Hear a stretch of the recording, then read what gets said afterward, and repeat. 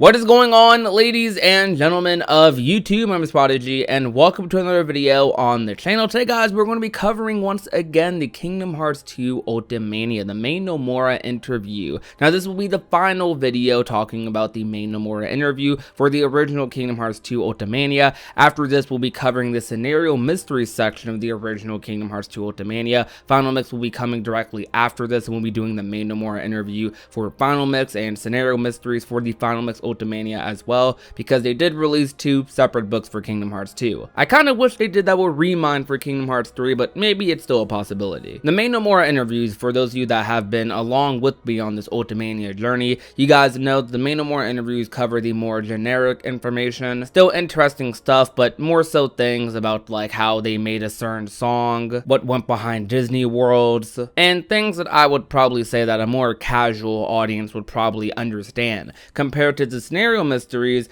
where it seems like that is for straight up just like hardcore Kingdom Hearts fans. They talk a lot about the lore, the characters, story, and pretty much just everything that we eat up and talk about on this channel on a daily basis. But today, though, we're going to be talking about the secret ending, or the teaser to the secret ending that was in Kingdom Hearts 2 The Gathering, on top of some other things as well. I read a little bit of the secret ending portion in the last video. I'm going to be rereading those two questions in this video at the beginning, so feel free to skip ahead if you want, but I'm just doing this to keep everything kind of in one place. After the ending, there's a secret movie this time too. What exactly is the movie trying to tell? I actually have a solid idea on what the movie setting will be in my head. In the previous game's secret movie, I wasn't even sure if I would be making a sequel or not, so some parts of it were quite vague, but this time I already have an idea in my head where I think this is it. Did that scene happen in the future or in the past? I would at least say it's an episode in the past, but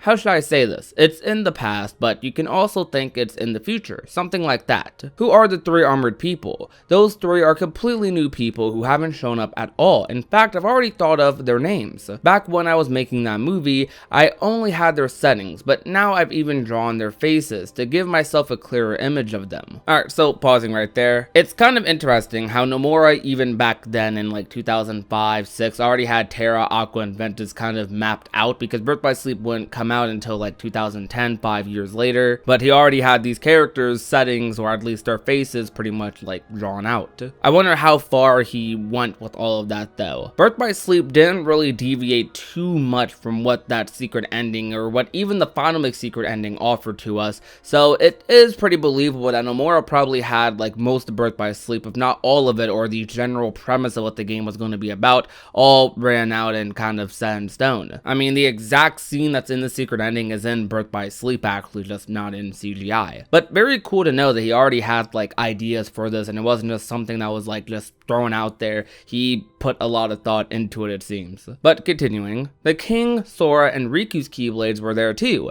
It's to show that those three armored people aren't them, but that doesn't mean they don't have connections. The words Keyblade, War, that showed up in the middle were to implicate that there were fights between Keyblades. Most of the puzzles in the first Kingdom Hearts have been solved in Kingdom Hearts 2, but there are many things about the Keyblade that haven't been revealed yet. A line from the previous game's Ansem Report number 8 appeared in the movie, but that is to say it means this, but it's not explained yet. Does that mean you already have the plot for Kingdom Hearts 3? Oh man. All the way back then, Kingdom Hearts 3 was being talked about. I have an idea, but it can't be helped because my team are planning to work on our next different title. So we're not working on Kingdom Hearts 3 now or ever, and we're not planning to work on it for some time too. I have a plot in my head, but I'm not sure if it'll be released to the world or just stay in there. It definitely stayed in there for like a long time, like a decade in fact, actually way more than a decade. Well then, is there a possibility for a Final Mix version to be released like the previous games? Actually, I wasn't planning for Kingdom Hearts 2 to have a Final Mix. In the beginning of the project, I wanted to have the English voices inserted too,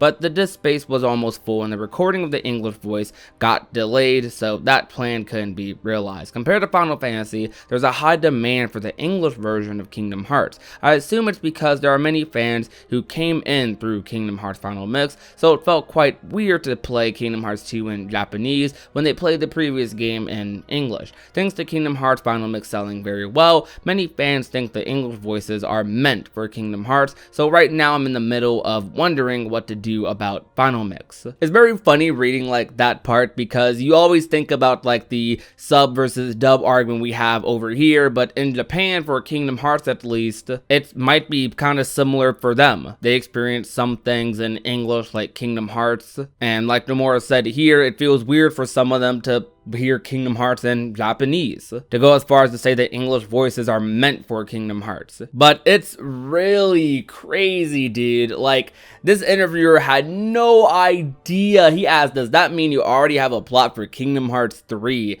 This man Nomura just shattered this dude's dreams, and this dude has probably been thinking about this question for like years leading up to Kingdom Hearts 3. Seems like many gamers are hoping there will be many extras besides the English voices if Final Mix is ever released. If I were to make it, I'll have to answer to that demand, and I shouldn't put it at the same level as the previous games, but more things have been done for Kingdom Hearts 2 compared to the first Kingdom Hearts, so I'm troubled on how to make the turning for Final Mix. We still have to think about how to solve the disk space problem too. Since it's you after all, Nomura-san, you probably already started thinking of some plans for Final Mix, right? In fact, I've prepared a very big trump card for it, but I can't say what it is yet. It's something to look forward to if I'm able to make it. Besides that, I regret not putting the Mushroom Heartless in Kingdom Hearts 2. In the beginning of the project, I had new ideas that I wanted to use for the Mushroom Heartless, but it was too grand that it would take a lot of time to make, so it got cut out. And the result is that not even one mushroom got inserted.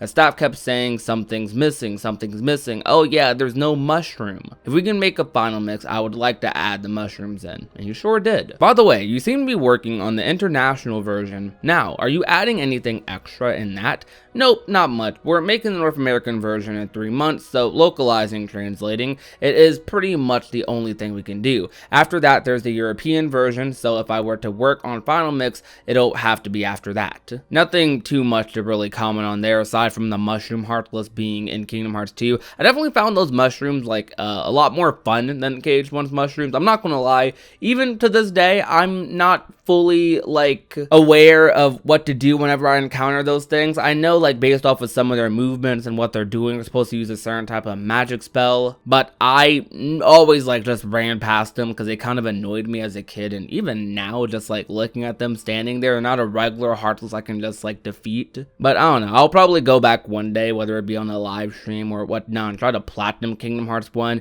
and I'll end up having to do that. But yeah, Cage 2 mushrooms were definitely really fun. Forced you to use a lot of things that you normally wouldn't really use in battles, and kind of forced you to think a little bit. If that really happens, then that means the different title you're planning to work on will be slightly delayed to be worked on. Well, there are ways to go around it. I already started thinking on that title's plot and character by myself. That title is hidden inside Final Fantasy VII Advent Children in a surprising manner, by the way. Well then, please leave a message to all the Kingdom Hearts 2 players that are reading this. Kingdom Hearts 2 achieved great quality, not only because of the development staff's high motivation to not give up, but it's also because there were many voices from the fans wanting a sequel. Like I said before, the sequel's plot may not see daylight if there's no need for the sequel, so I'm grateful to you all that I'm able to make Kingdom Hearts 2. Kingdom Hearts 2's story has completed, but there are still some puzzles left behind, like the secret movie, the King's Letter and the ending, the contents of the Ansem reports, and so on. Inside me, the story of Kingdom Hearts still hasn't ended, so if you're thinking I still want to keep in touch with this world, then someday that might be realized. Besides that, what made me happy this time